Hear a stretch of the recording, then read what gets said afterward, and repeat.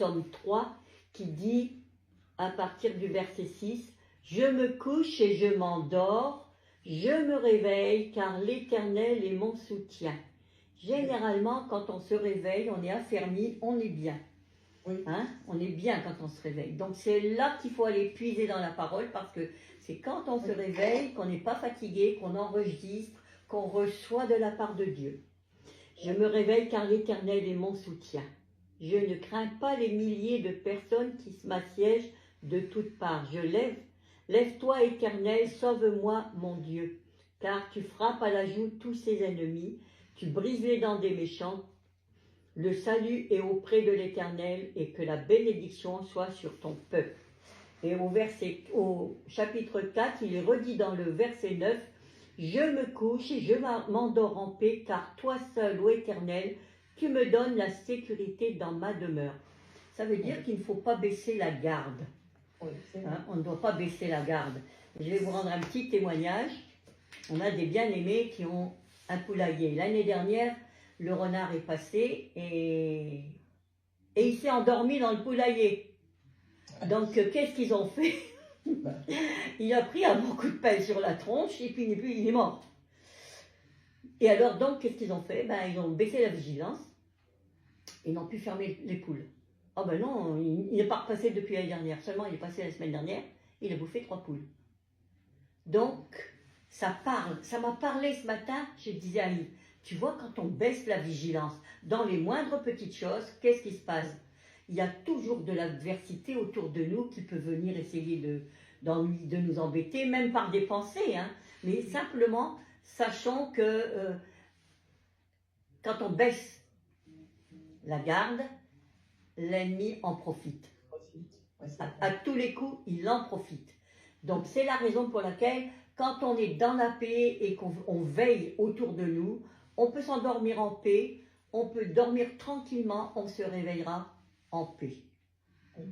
Pourquoi je parle de ça? Parce que c'est l'histoire un peu de David avec Absalom, son fils, hein, et qui venait pour l'agresser finalement. Mais il faut ne pas baisser la garde. Amen. C'est tout ce que j'avais à dire ce matin. Amen. Alléluia. Nous élevons ton nom, Seigneur, et nous te disons merci. Parce que tu fais de nous des hommes et des femmes vigilantes. Tu nous diriges dans des sentiers de ta justice, tu nous gardes, tu nous protèges. Et Seigneur, nous savons que lorsque nous nous plaçons devant toi, nous bénéficions de toutes ces grâces que tu as mis devant nous. Seigneur, merci pour la paix que tu mets dans le cœur de chacun, la vigilance.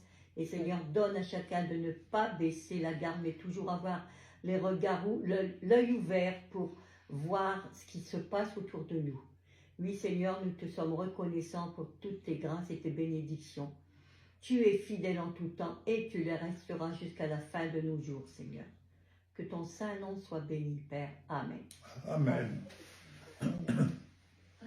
Bénissons ton saint nom, Père, au nom de Jésus, parce qu'en effet, tu nous parles à toute heure de chaque jour. Mais nous te disons notre reconnaissance de nous assurer, il est vrai, le repos dans l'esprit et de renouveler ainsi notre intelligence chaque jour, de renouveler notre vue des choses à partir d'en haut et surtout de nous renouveler l'ouïe afin que nous entendions de toi de telle sorte que nous puissions avancer, marcher de gloire en gloire, assurés de ce que ta vie est une vie abondante, est une vie riche que tu nous offres de mettre en application afin de connaître vraiment notre dessein, notre vie cachée en Jésus-Christ. Oui, tu es venu pour nous apporter la vie au sein d'un monde pollué, et ta vie que tu nous offres de vivre est une vie riche. C'est une vie, Seigneur, qui nous amène vraiment à nous connaître et à te connaître et à connaître le véritable, parce que tu nous apprends à vivre dans le véritable. Nous ne sommes plus de ce monde. Nous ne sommes plus de ce monde.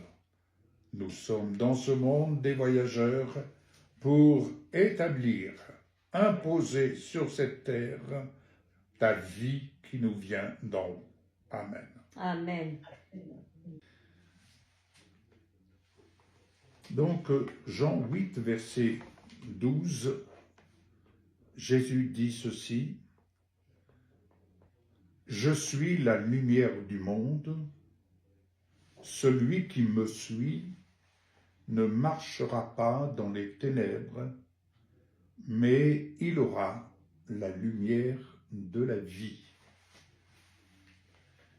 Suivre Jésus, c'est marcher à sa lumière, mettant en fuite les ténèbres. Cette lumière étant la lumière de la vie. Retenez bien ça. Lumière de la vie, parce que sa parole est esprit et vie. Sa parole est esprit et vie, qui s'adresse au cœur de celui chez qui elle est reçue. Elle ne peut donc pas être l'objet, le sujet d'une interprétation humaine. Elle parle au cœur. Ce qui est écrit en Jésus-Christ, ce qui est écrit vient d'en haut. Sa parole en est la substance vivante, et celui qui la consomme au moyen de la foi s'en nourrit, et sa vie augmente, je dirais sa vue augmente de jour en jour sur sa destinée. De même que son ouïe s'affectionne à ce qu'il entend d'en haut. Ainsi, suivre Jésus, c'est aller à la découverte de sa vie, et sa vie, elle est abondante, libre de tous les préjugés. Il appartient à chacun d'y puiser toute sa richesse, afin de porter l'empreinte de la gloire de Jésus. Le deuxième verset qui s'y associe, c'est dans 1 Jean, chapitre 5, les versets de 19 à 21. 1 Jean 5, versets 19 à 21. Nous savons que quiconque est né de Dieu,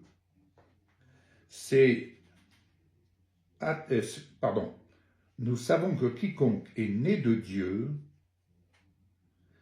c'est être né en haut, c'est-à-dire de nouveau.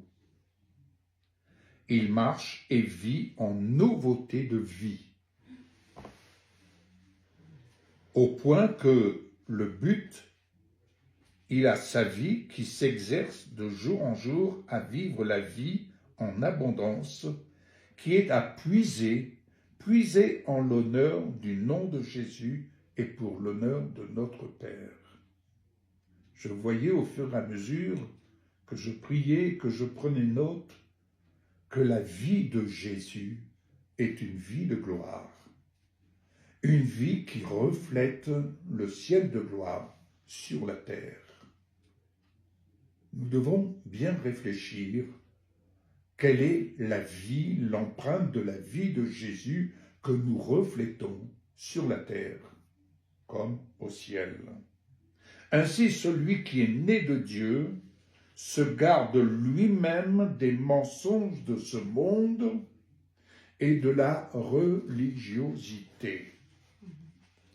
Jésus a été envoyé jusqu'à nous afin de nous libérer du prince de ténèbres, de son pouvoir obscur, en nous donnant au moyen de la foi un libre accès à la table que le Père a dressé pour nous en face de nos adversaires. De la vallée de l'ombre de la mort, il nous donne en son nom le pouvoir de la transformer en une vallée de sources abondantes de sa vie miracle. En lui, par lui, Dieu nous témoigne la capacité de porter sa richesse au service de sa justice. Ainsi, le corps de Christ s'impose sur la terre comme au ciel, en étant vigilant aux ruses de l'adversaire, du voleur, visant à infiltrer la pratique de notre vie en Christ. Celui qui est né de Dieu ferme l'accès aux voleurs. Celui qui est né de Dieu ferme l'accès aux voleurs et le malin ne le touche pas, c'est-à-dire que son esprit est en éveil. Il garde son cœur plus que toute autre chose. Il sait que le Fils de Dieu lui donne l'intelligence pour connaître le véritable. Et celui qui est né de Dieu est dans le véritable, en son Fils Jésus-Christ. C'est lui qui est le Dieu véritable. Il n'y a pas d'autre Dieu. Que chacun donc se garde des idoles, de ces esprits qui détournent de la vie d'en haut une vie riche, généreuse, abondante, en toute saison, favorable ou non. Nous sommes porteurs de la vie de Jésus-Christ et la vie de Jésus est une vie riche en action. Amen.